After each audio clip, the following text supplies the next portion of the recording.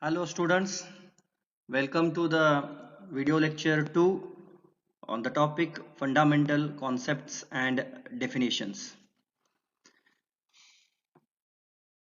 So in the previous class we have studied what do you mean by thermodynamics, what are the types of thermodynamics studies, for example that is classical thermodynamics and statistical thermodynamics, which are also known as the macroscopic approach and microscopic approach of thermodynamics. Then we have studied applications, and afterwards we have studied what do you mean by system, boundary, surroundings, and we have studied the different types of systems, that is closed system, open system, and the isolated system. And we have studied the examples of these three systems.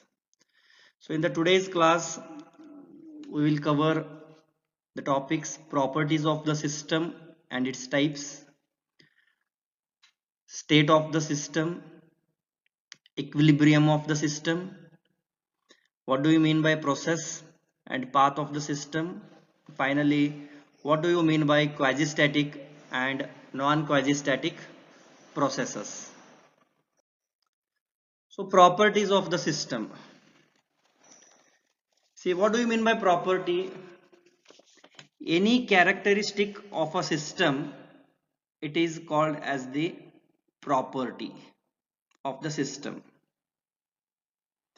So in this properties of the system, see, these are the examples of the properties. It may be pressure, volume, temperature, mass, viscosity, electrical resistance, thermal conductivity, etc. See, intensive properties are those properties that are independent of the size of the system or mass of the system. Intensive properties are those properties which are independent of the mass of the system or size of the system. So here examples we have shown here wrong. So actually pressure, temperature, density, these are the examples of the intensive properties of the system. Whereas next, extensive properties are those properties whose value depends on the mass of the system or on the size of the system. We can show here velocity, maybe elevation, mass, volume, etc. These are the examples for the extensive properties of the system. And next one is the specific properties. The extensive properties per unit mass, these are called as the specific properties. For example, specific volume, we are denoting it by small v, that is volume per unit mass. It is called as the specific property. Specific volume, specific enthalpy. So just enthalpy we are denoting it by capital H. So enthalpy per unit mass, it is nothing but specific enthalpy. We are denoting it by small h. So this is about the properties. So I will give you the example for this with the help of sketch. See here. Now let us define these intensive and the extensive properties by considering this block diagram. See, if we'll consider this as one room or one block. So if this block, it is having, if this entire block, it is having some mass, it is having some volume, it is having temperature, it is having pressure, it is having some density. So if this entire block or room, if it is divided into two parts, here in this part mass gets divided. It means here half mass will be there on the other side half mass will be there. Volume, here also volume will be half here in this portion. If I will divide this entire block into two parts, so here I will get half mass, half volume, here I will get half volume, here I will get half mass, here also I will get half mass.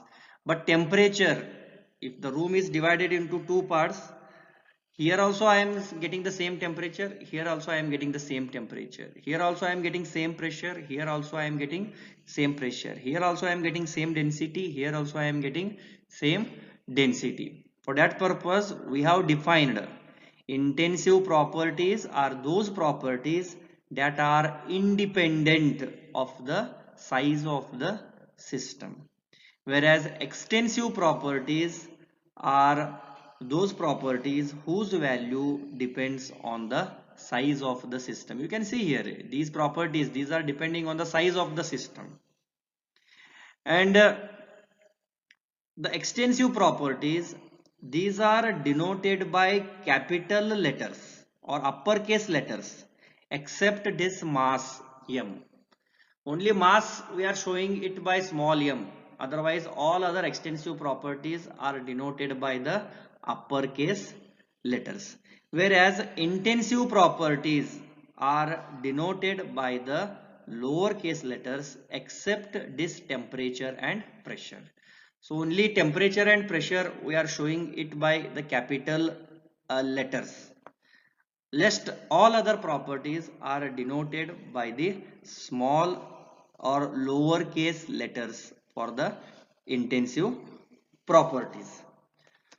So intensive properties, boiling point of water, color, hardness, we can give the examples for that. And extensive properties, weight, also we can give the example for the extensive properties. So now next we will study what do you mean by state and equilibrium. So first we will consider state. See, consider a system.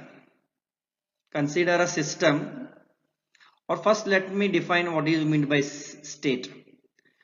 A set of properties to completely describe the condition of the system. It is known as its state.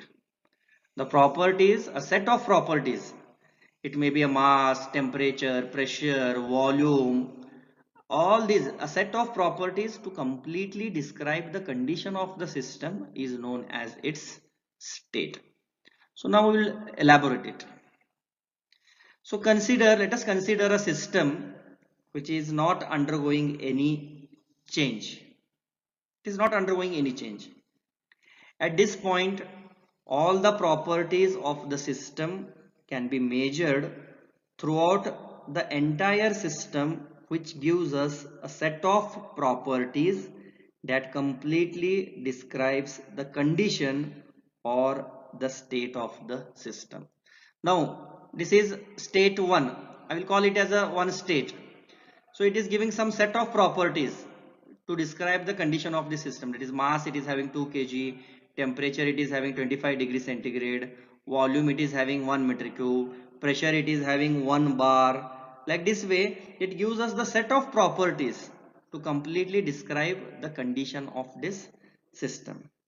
So at a given state or at a given state, if any one of the property changes, then the state of the system will change to a different one. We can see here mass here 2 kg, here also mass is 2 kg, temperature here is 25, here also temperature is 25 degrees centigrade, but volume here it is 1 meter cube, volume here it is 3 meter cube. Then we will not tell that the system is under the same state.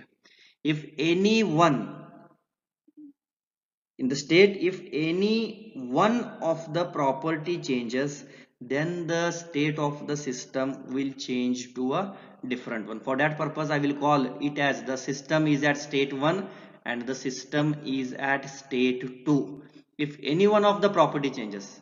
So even here also, if it is volume 1 meter cube only, then we will tell that both the systems are at the same state.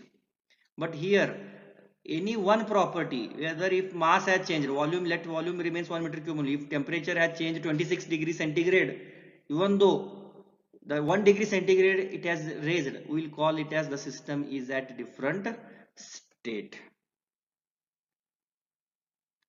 So now, next we will study what do you mean by equilibrium. See, this equilibrium, it implies a state of balance.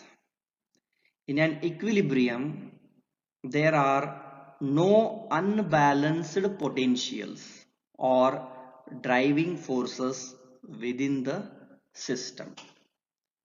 There are no any driving forces within the system. If driving forces are there, then we will not call it is an equilibrium. So everything is calm here. No unbalanced potentials. Everything it is balanced state. A system which is in equilibrium, it experiences no changes when it is isolated from the surroundings. A system which is in equilibrium, it experiences no any changes. So when it experiences no any changes, when it is isolated from the surroundings. Isolated means there is no any mass and energy entering the system or leaving outside the system. Only when it is isolated from the system, a system which is in equilibrium, it experiences no any changes. But it should be an isolated condition when it is isolated from the surroundings. If it is not isolated, then again mass and energy may transfer from the surroundings to the system. Then the system may not be in the equilibrium state. So here we are going to study four types of equilibriums. So mainly as per your syllabus, only three equilibriums are there. So first one is thermal equilibrium. A system is said to be in thermal equilibrium if the temperature is the same throughout the system or there is no any temperature gradient throughout the system. The meaning of gradient is variation. That means there is no any temperature variation throughout the system. So if I will consider this entire this thing, it has one block. So if I will measure temperature here, it should show same temperature. If I will measure temperature here, it should read same temperature. If I will measure temperature here, the temperature should be same. If I will measure temperature here, it should read same. If I will measure temperature here, it should read same. If I will measure temperature here, it should read same. That means any point in the system, if I will measure the temperature at any point, there should not be any temperature gradient throughout the system. That means the temperature should be same throughout the entire system. If the temperature here it is showing 20 degrees centigrade, at this corner the temperature is 25, at this end it is 20, at this end it is 30 degrees centigrade, then we will not call that system, it is not in a thermal equilibrium. Thermal equilibrium, that means the temperature should be same throughout the entire system. Next, similarly, we will study next mechanical equilibrium. A system is said to be in mechanical equilibrium if there is no any change in pressure at any point of the system with time, or there is no any pressure gradient throughout the system. In the same way here also, at any point within the system, the pressure should read the same pressure at all the points within the system. So at one end pressure is different, at other end pressure is different, then we will not call the system is in mechanical equilibrium. When we will tell that the system is in mechanical equilibrium, then the pressure should remain same throughout the entire system. There should not be any pressure gradient. A phase equilibrium. Similarly, So system having more than one phase or mass of each phase is in equilibrium, then it is called as the phase equilibrium. So last one we are going to study chemical equilibrium. So a system is said to be in chemical equilibrium if its chemical composition is constant or there is no any reaction taking place, no reaction occurs, and its chemical composition, it should not change with the time, then we are calling it as the chemical equilibrium. Now lastly, a system will be in equilibrium unless all the equilibrium criteria are satisfied. When we will tell that the system will be in equilibrium, when this thermal equilibrium, mechanical equilibrium and chemical equilibriums are satisfied, then we will tell that the system is in thermodynamic equilibrium.